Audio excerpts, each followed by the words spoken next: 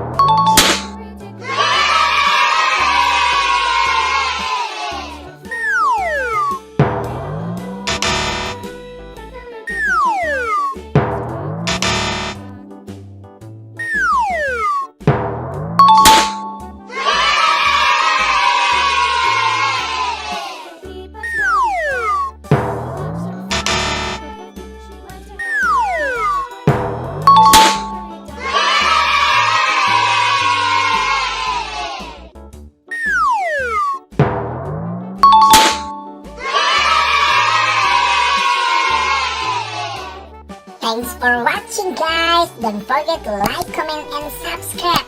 See you in the next video. Bye bye.